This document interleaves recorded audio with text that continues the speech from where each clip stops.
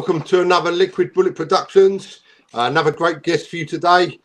Former England karate team, 9th degree black belt in karate, 7th dan black belt in kickboxing. Also a black belt in Taekwondo, trained world champions and European champions, an instructor for over 70 years. Mr. Mick Blackwell, thanks for coming, Mick. Hi, nice to be here. How are you doing today? You all right? Yes, very good, thanks. Very good. Okay, Mick, so we've got quite a lot to go through, but before we start, can I just roll you back to the beginning, a little bit of where you was born and where you grew up, please? Well, I come from Ipswich, Suffolk, which is sort of East Anglia, about 70 miles from London, I guess. And I've lived there all my life, basically. And I opened my first karate club there, and now I have my school there. And I've operated from there all the time. So when did you first sort of become interested in martial arts? So what sort of age did you sort of find that?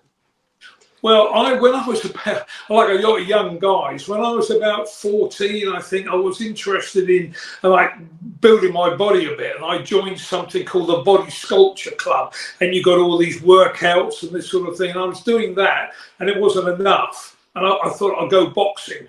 My father said, "You're not doing that, too violent, etc., etc." So I ended up in a judo club. I did judo for a couple of years. It was difficult because the only place you could grade for us was in London, the Judo we used to go to. So it was such a big trip, get on the train, go all the way there. And of course, the big thing there was that, you know, size didn't matter. And when you're about sort of, I don't know, 15, 16 years old, and they pull you out as a white belt and some massive guy comes out, it wasn't easy. I mean, I was lucky to get a good few fights, be able to throw people because I was quick. But that's how I got into martial arts, is doing judo. And then there was a magazine called Judo magazine, first martial arts magazine, and they had I saw some things on karate, and so that really got me interested. Also, as you probably know, one of the first James Bond books or films afterwards had karate in it. Odd Job, and in the book he was like a Korean karate guy, and that got me more interested. Then there was a demonstration on television on one of these programs, which I can't remember the name of, and it was talking about breaking wood,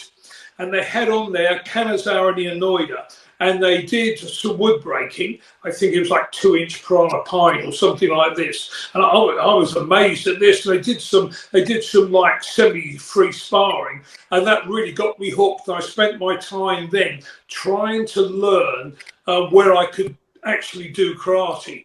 And I bought a couple of books. I mean, I think my first book was Karate by Pictures by Henry Plea. I think I've still got it in my office, and I learned the first kata from it, and I mean, now I look back at that book and the technique isn't brilliant, but we're talking such a long while ago. I mean, technique has moved on so much over the years, and this is how I got into it. And then I tried, there was a couple of different guys teaching around, but they weren't very good. Then I found my first instructor, because he did a course in Colchester. That was about 20 odd miles from me. I used to have to hitch there and hitch back because nobody else I knew wanted to do it.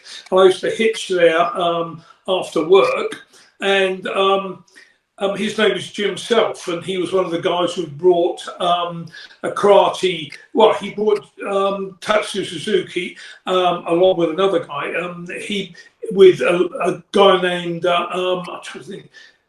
The guy who was the first secretary of the sort of English karate, the ABKA, All Britain Karate Do Association, and Len Palmer, his name was. They brought Tatsu Suzuki over.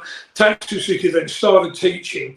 I started training with Jim Self, and he brought Tatsu to Colchester, where he graded us. And I was in awe. I kept looking at his hands because he had these calluses on his knuckles.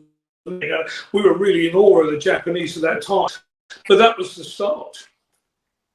like you say, back in then it weren't sort of you didn't have the social media and stuff, did you? So it was sort of magazines and books. Well, there was nothing like that, and it was, you know, it was almost like a club. You almost knew everybody in the UK who did karate. I mean, not necessarily if you, I mean, you hadn't met them, you would you knew the names.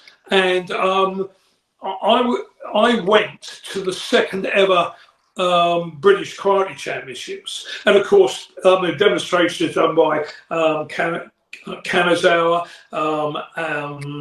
Takamazawa, Tatsu Suzuki, I think Hayakawa, Shimizu, all these people, all the Japanese from the different associations, they were there. And so, and everybody who fought was from all the associations, not all split like it is now. We only fight our style. It wasn't like that then. And I mean, later on, the team, the England team, was made up of people from Waterloo and Shotokan. This will be, of course, then politics sped and that all ended. But that was a great time, and it was a good chance to. I mean, I can remember. Tiki Donovan, when he was the coach, he had a training session we could all go to, and he had Shotokan people there. You'd never get that now. And I can remember sparring with Billy Higgins and Terry O'Neill and a few other people. I was looking for people I'd never really sparred with before. Terry O'Neill's a bit of an eye-opener because I hadn't seen heel kicks coming to that angle before. But I mean, that was all great. And then, of course, Tiki then started bringing over Dominic Valera. So, you know, just widened our idea of karate altogether. But I mean, right at the beginning, it was completely different. And our local, well, for our part of the country, Forest Gate was where we used to go for all our downgrades and our training sessions, and that was Pete Spanton's dojo. And I can remember so many people being in there. Well, we'd do the course, and at the end we'd all spar, and it was like sparring in a bus because so many were banging into people trying to kick and punch. The floor was so wet, and of course, kind of like a concrete floor. You were slipping and sliding. But of course, we all loved it. You know, we were travelling all the way to London to do this. You know, people coming from down north to do to train as well. There were great times. It was just they were just different. What was the first style that you actually trained in, Mick? The first actual club was Jim Self's when he opened up in Colchester, but it wasn't a club. It was a course at some technical college. Then that finished, and he had he lived in Surrey, a small village, and he had a private dojo because he wasn't an out-and-out karate. He was a black belt in kendo, which is how he got into karate. He'd done judo.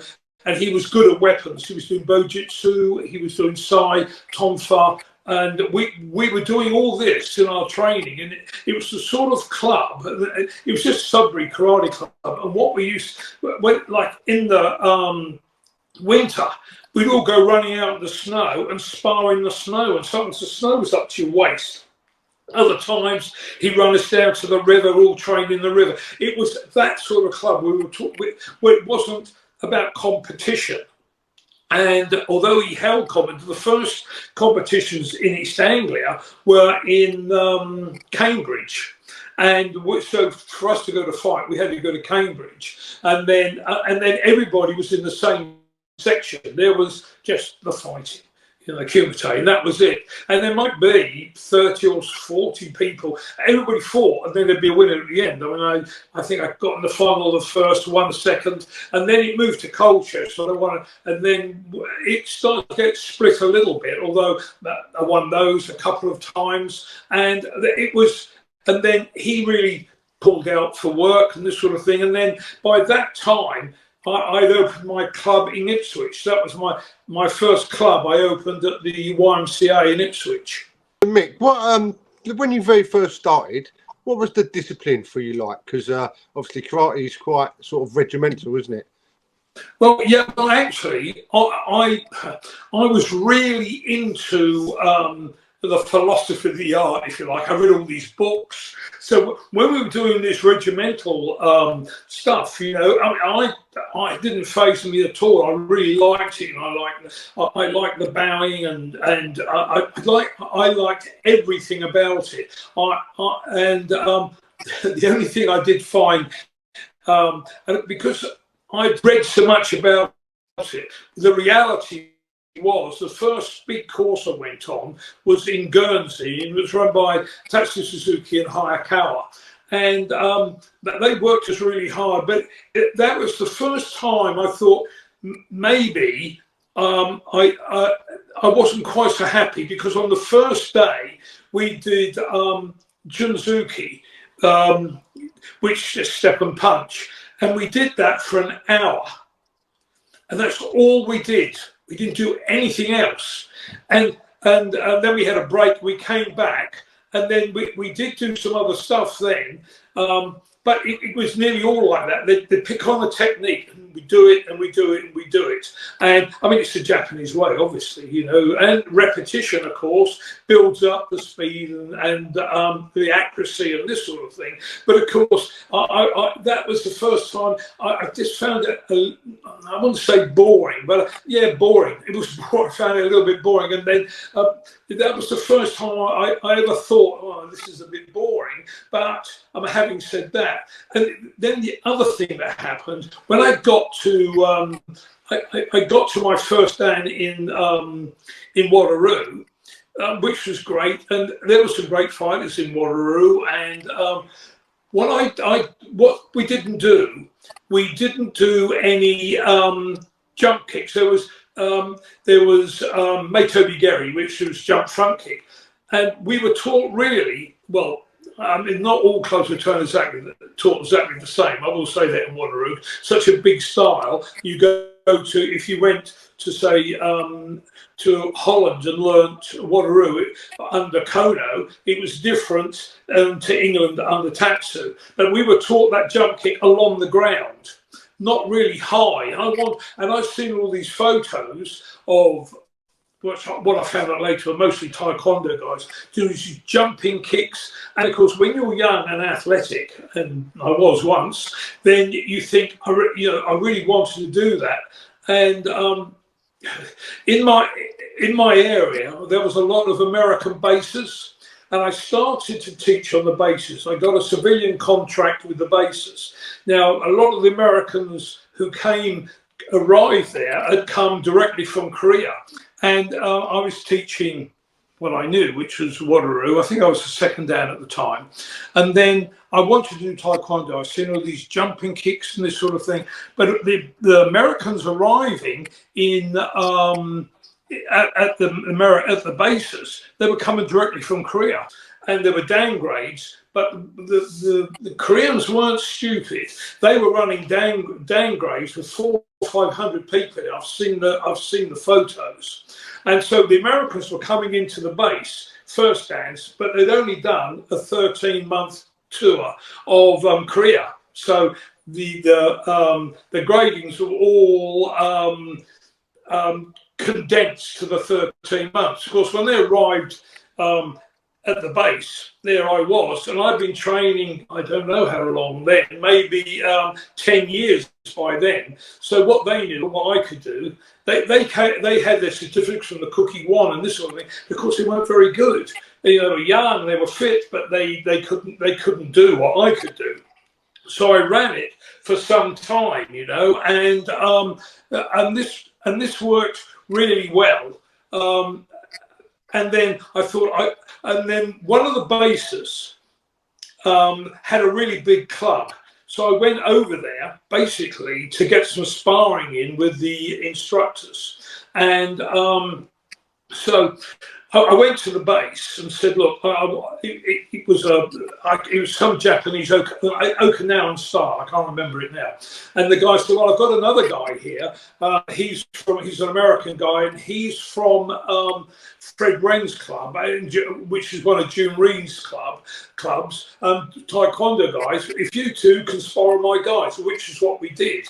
And I was looking out of the corner of my eye at this guy, and he was kicking, round kick and side kick, right up and jumping and spinning. I thought I'd never seen anything like it. Anyway, at the end, it all finished and we sparred everybody. It was really good fun, especially as they weren't that good. And then the American guy, he said to me, you ever thought about doing Taekwondo? I said, yeah, I'd love to. So I used to drive every week out to Lakenheath, which was about 40, 50 minutes away. And then we used to train in the gym there. And he taught me Taekwondo basically. And then when I got to a point that he wanted to grade me in Taekwondo, he brought over his instructor, Fred Wren, who at that time was the top fighter, not in Taekwondo, but the top fighter in America. He just won the US Open, which was a really big tournament at the time. He beat Fred Wren in the final, and they both went to hospital. That video is on YouTube of them fighting. It's so rough. Both were taken to hospital afterwards, and that was my introduction to Taekwondo, and I was really interested in that. But we kept, myself and my club kept competing in karate tournaments because people don't understand, new people don't understand about Taekwondo. There were styles. There was Judo Kwan, Oda Kwan, Chunda Kwan, and all these different styles. They're all slightly different. When the government in Korea took over, they for the most part disappeared, except for maybe Mudokwan, which I think is Tang Soo Do, and that went off on its own, and that is a style on its own. I mean, Chuck Norris was one, and I think I saw a podcast with some guy who could really kick, and he was Tang Soo Do as well, from one of the Liquid Bullet Productionz, and. Yeah. But so what then happened was my instructor, I was then being taught by a Korean because the American guy had gone back, and he went over to the new rules, and we fought in the first one, and I think we won something like 25 out of 28 categories.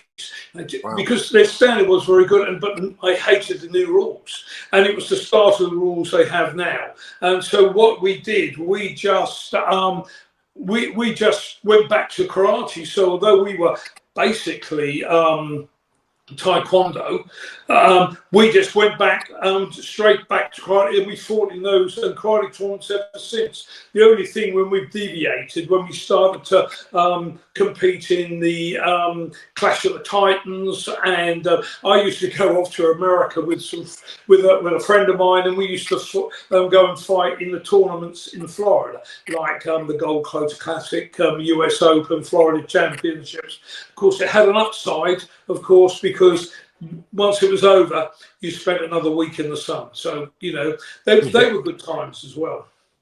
Yeah. So, Mick, can I do just sort of mentioning about the rules there? Can I just jump back to what the rules were like, sort of when you first started out? In what with the Taekwondo or the?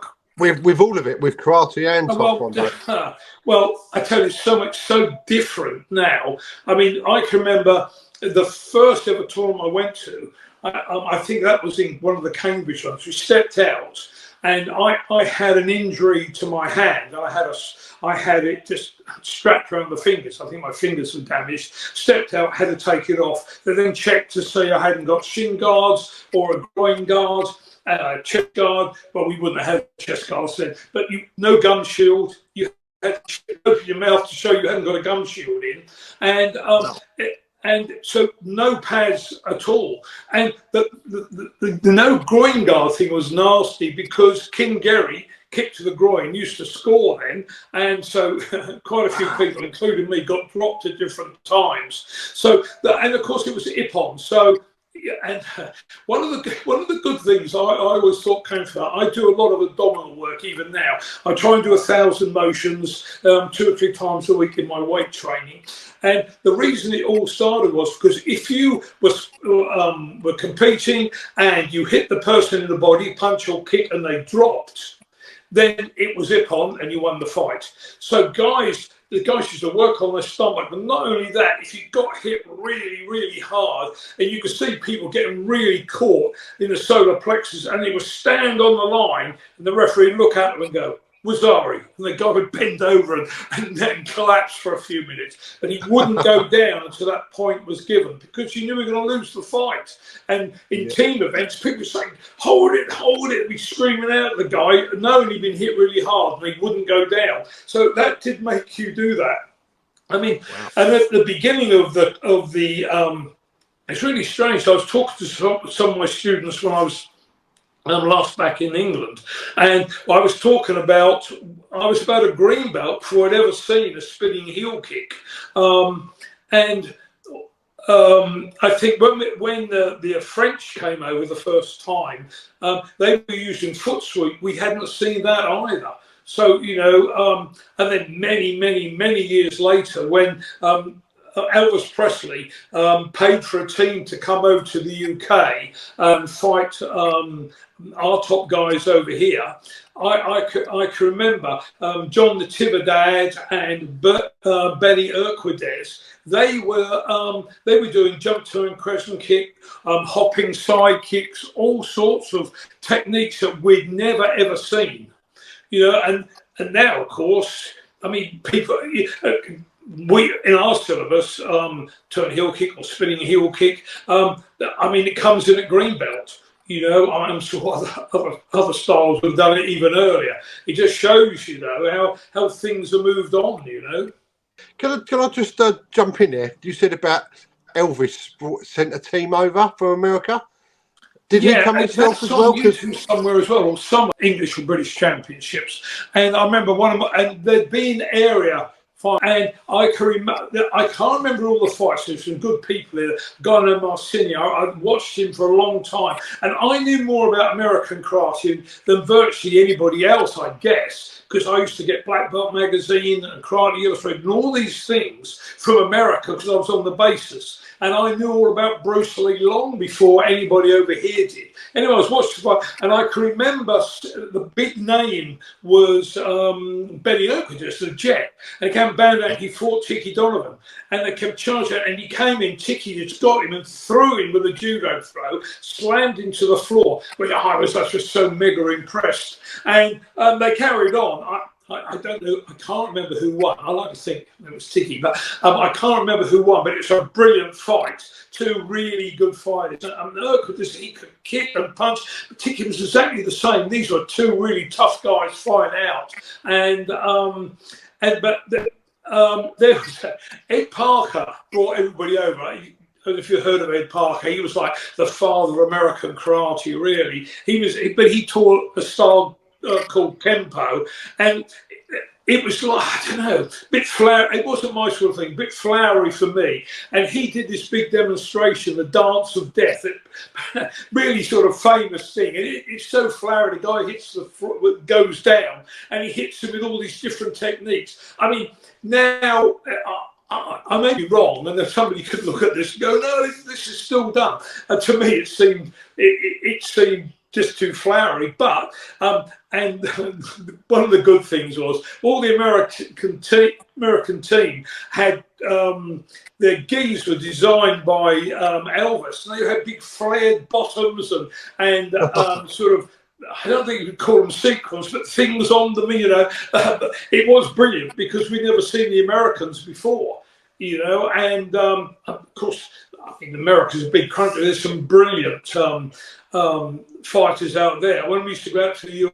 US Open, there used to be professional teams fighting, and these guys are so fun. They get paid to fight every weekend. They're somewhere, and these guys, it's normally in NASCAR, North American Sport Karate Association. That's where all the big teams are. I mean, again, things may have changed slightly since I did this. It was like it was like 1980 when I was fighting out there, so a long while ago. So things could have changed again. But that was a great thing having Americans over, And I think the guys then went to Tiki Donovan's dojo, and they all sparred and this sort of thing. And I was invited, but we were opening a new club and I couldn't go. But in retrospect, I wish I could have cancelled that and gone along. But that wasn't to happen. Yeah, just step back in there a minute, Mick. So Benny the Jet, he was obviously it must have been before he went on to be like world kickboxing champion. Oh yeah, he was a top points fighter, and a lot of these guys that became kickboxers started off with points. And then they went to a lot of them then did like the semi-contact. So a lot of them, if you look back far enough, they're all fighting bare fists. I mean, there's videos out there of Chuck Norris and Byung Yu and all these guys, David Moon. There's some I'm trying to think of something. And my instructor. If I wanted, I could look right back. And Alan Steen was the start of Texas Karate Institute, which was Taekwondo, because they called it all karate out there. And him fighting people like Joe Lewis and this sort of thing. And they all started off as point fighters, because the point fighting at the beginning was so rough. I mean, there was this thing going around at the time. This may be completely wrong, but I was told when I was in those days that the Shotokan team, they all had their front teeth missing. I don't know if that's true. Maybe just one of these things that people talk about, you know. But that's what I was told. Certainly, some of them did. And my first big tournament in Forest Gate, my first fight, I knocked somebody's front tooth right out of the head.